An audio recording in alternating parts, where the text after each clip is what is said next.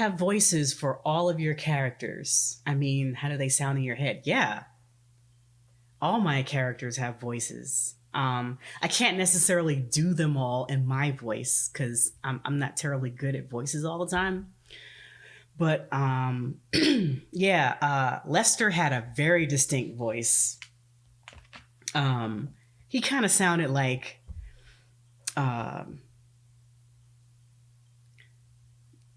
I'm I'm going to attempt to do it, and it's going to be terrible. But like you know how we said "dude" all the time, like that sounded very specific in my head, and I figured his voice was kind of raspy, like he would always say "dude," you know. um, Mary had a very distinct voice to me. Reed had a very distinct voice. Um, I wish I could like point out a person in real life who they sound like, but I don't really know. But yeah, yeah. Um, Eliza didn't really have a voice in my head. Like she had a cadence in the way that she worded things, and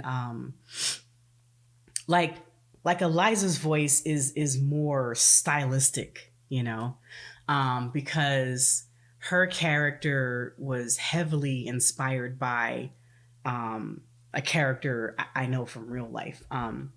There's a show I like to watch. Well, it's old as the hills, but a show I used to like to watch called Keeping Up Appearances. It's a British comedy about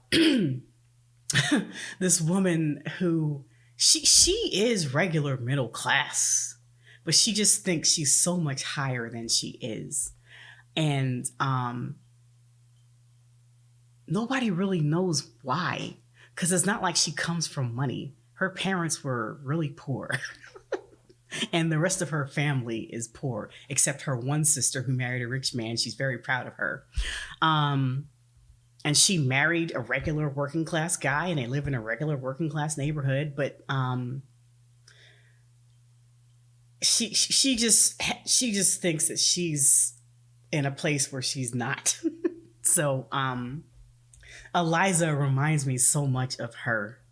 So a lot of the things that Eliza says and the way she says them is a lot like this particular character, but with, you know, an Eliza type spin on it. So I,